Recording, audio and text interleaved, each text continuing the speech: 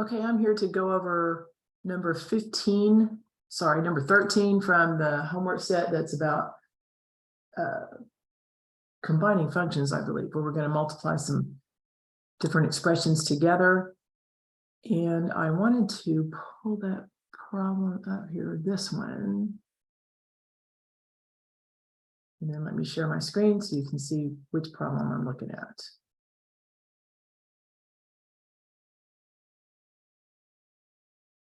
Okay.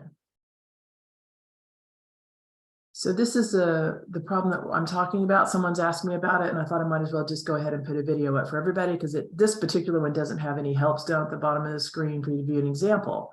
So the idea is if you want a box that has a certain volume to it, how can you take a flat piece of cardboard and cut the corners out and fold up the sides to make the dimensions of the box that you're interested in?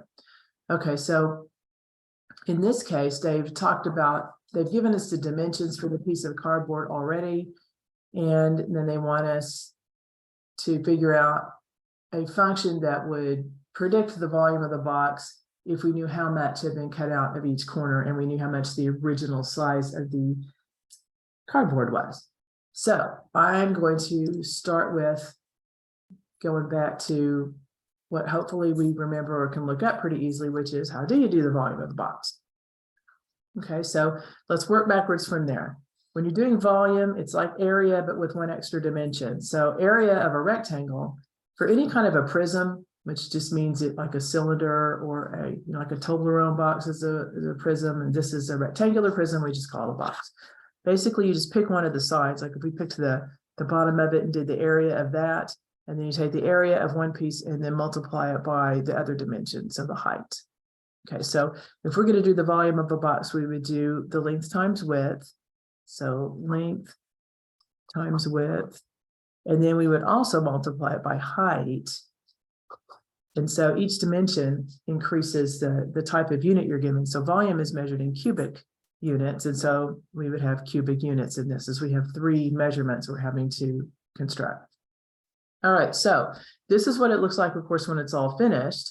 But it started probably from these seams on the side before they were connected, were just the 4 sides folded up. So if you unfolded them, this is what you're dealing with. You have I have an example I've picked here, but you have a flat piece of cardboard or whatever you're making the box out of, metal, whatever. And you have the original dimensions, because typically you start by cutting a rectangle. So this one I've given an example is a 30 by 22 rectangle. Okay, now the idea is we're going to cut out the same exact amount from each corner. That makes the sides have all the same height when we fold them up. So whatever that number is, whether we cut out 1 inch or 3 inches, it's going to be the same cut that we make on all 4 corners. That leaves the 4 flaps with the same height when you fold them up. So this square around the bottom is where the folds are going to be. So you cut out the corners, and then you've got a shape like this. And then these pieces in here are going to be where you make a fold. Okay, then you fold them all up and you come into the box, and there's your length times width times height. Okay, so if we're going to try to construct what it said was the volume of a box, when we don't know the exact numbers, we just know how much we're going to cut off of each piece.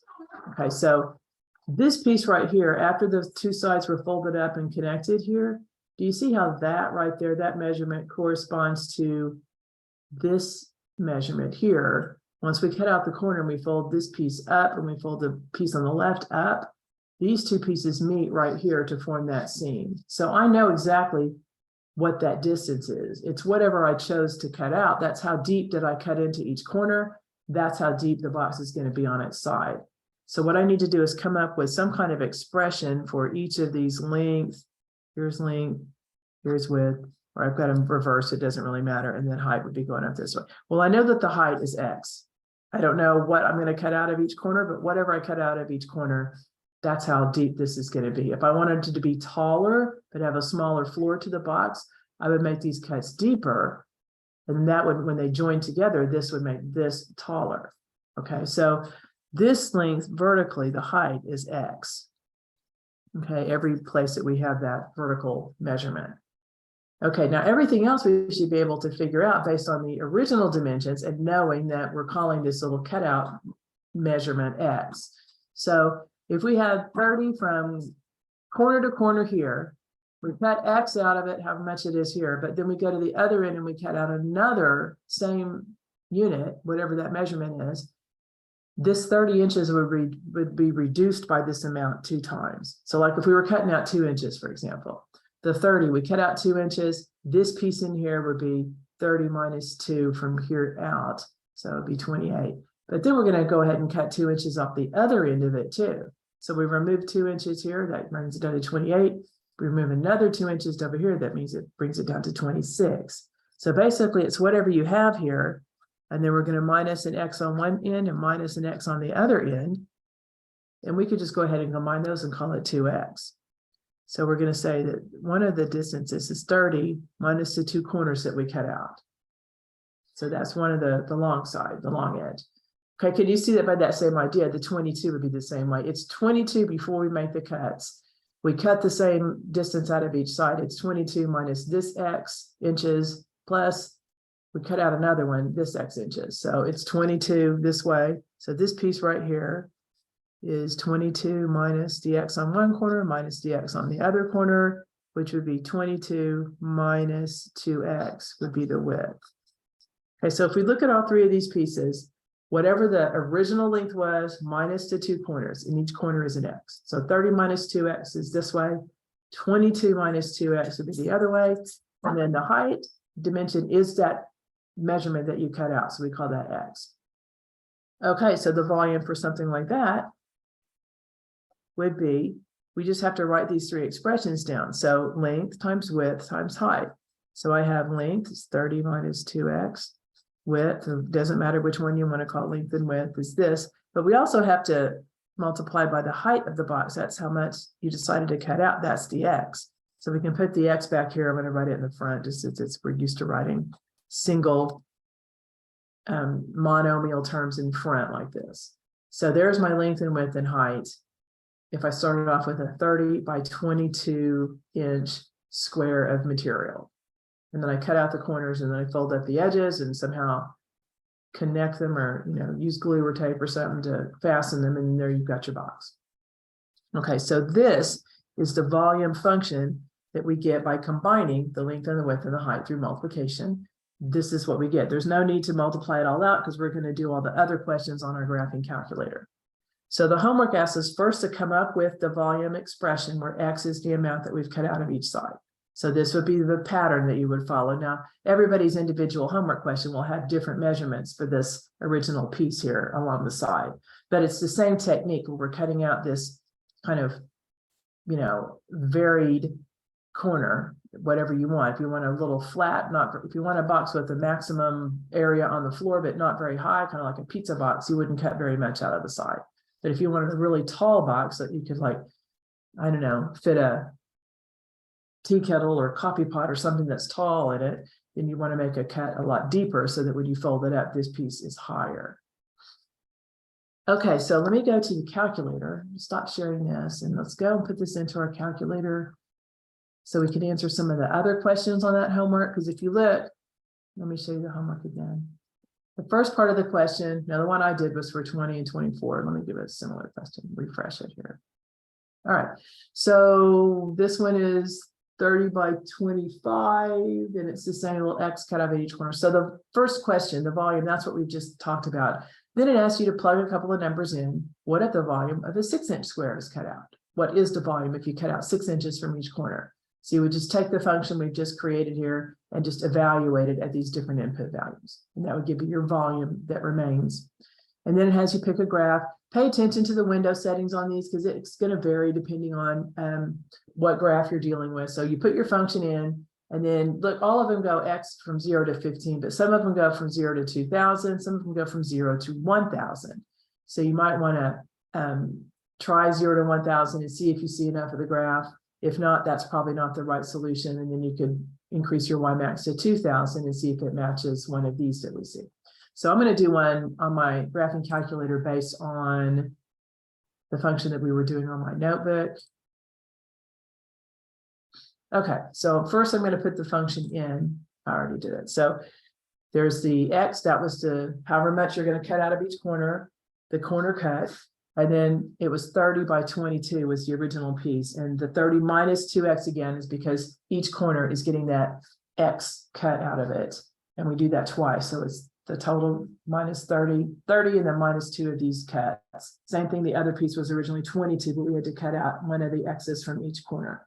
So there's my volume. Okay, I went ahead and set my window so I could see what I was looking at. On the homework that I've been dealing with before, it was always going out from 0 to 12 on the x-axis, so I just went with that same unit. And then I had to bump up the y-max a little higher on this particular combination of numbers to see the top where it kind of turns around. So this will vary for everybody and everybody's problem, but you should be able to tell on the choices for which graph to pick, how to select these to where you can see the complete graph. So I'm going to hit graph now and see what it looks like. Okay, there it goes. All right, so from 0 to, what was it, 12, this is the volume for whatever the amount of cut that I make out of it. Okay, so if this is 12, this is 11. So what that means is when you get to, if I'm trying to cut 11 inches out of the box, remember how one side was 22 inches long? If I go and try to cut a corner out of it that's 11 inches, I've cut all the way to the center of the box. And so I won't have any volume. Anyway, so this is what we look at. That's our, I'll hit trace. So you can see again, there's the functions construction. And then you can type in your own numbers here, or you can go to the table.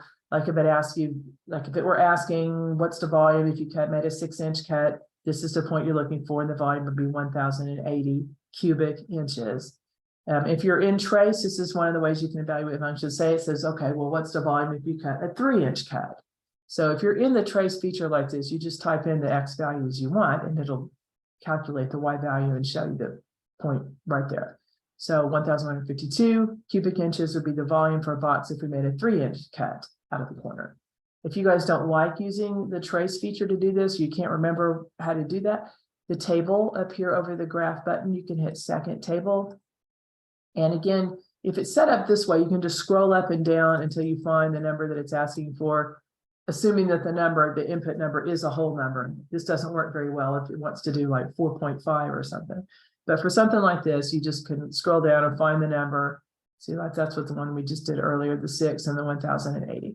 So you can use your tables in some instances to look up the function values, or if you're on the graph, and as long as the X value that you want to evaluate is somewhere between the left and right side X min and X max right here. So I did it at 3, and then I did another evaluation when X was 6. So as long as the input values that they're asking about or that you need to find are within the interval between the X min and X max value, you can go to your graph, you can hit trace, and you just type in the number that you're interested in. And when you hit enter, it will calculate the output for you.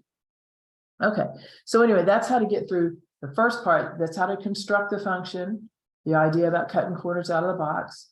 Then you produce the graph, and you have to set your window up according to what you see on the picture of your choices for which ones to choose. And then if it asks you to evaluate it at different places, you can just hit trace, because if you graph it, you don't have the stuff on the top, it just shows you the picture. So if you hit trace, where it shows you the function up here, this allows you to type in whatever X value you want. And then when you hit enter, it will compute the Y value for you, which is the output, which is the volume in cubic inches. And then the last thing I think this problem asks us to do is get estimates for the maximum volume, or what kind of cut would you have to make in the corner to produce the maximum volume. So since the Y values are volume, it's something near where the cursor is, or a little bit to the left of it, over what, 1, 2, 3, 4, somewhere it looks like between the X value of maybe 4 and 5 or something. And there is where you're going to get your maximum volume.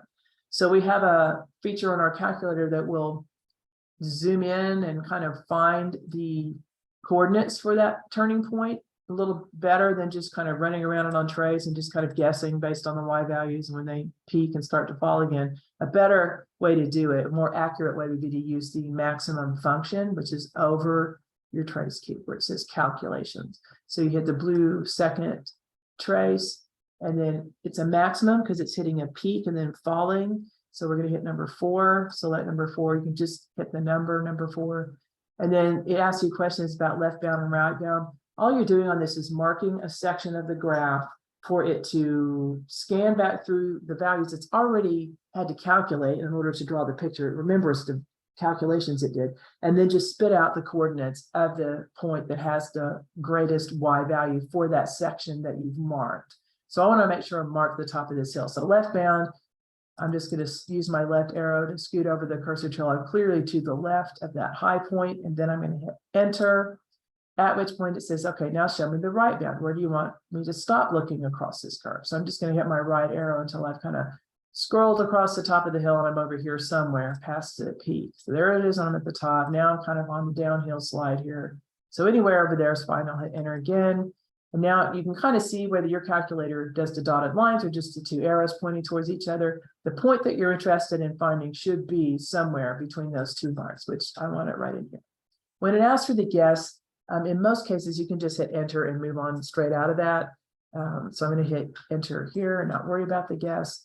And then here, see, this is what it did. It already calculated those values earlier to draw the graph. So it's just producing the point for that had the highest y value. So X is a little bit more than 4.18. And then the volume, the maximum volume is around 1,234 cubic inches, depending on what they want you to round it to. Okay, so X means if I wanted the maximum volume, if I wanted to go to the nearest whole number, I would cut out a 4-inch cut out of each corner, and that would give me a maximum volume of somewhere around 1,230 to 1,235, whatever that produces. If I wanted to be more accurate, like to the nearest tenth, and get even better volume, I would do like a 4.2 cut. Okay, now 4.2 would be just a little bit over there, but that would be pretty close to the highest point, and it would give you some kind of volume estimate here. Okay, so that is how you would do the maximum. If it asks you to find the maximum volume rounded to the nearest whole number, I believe what it wants you to do is use these numbers.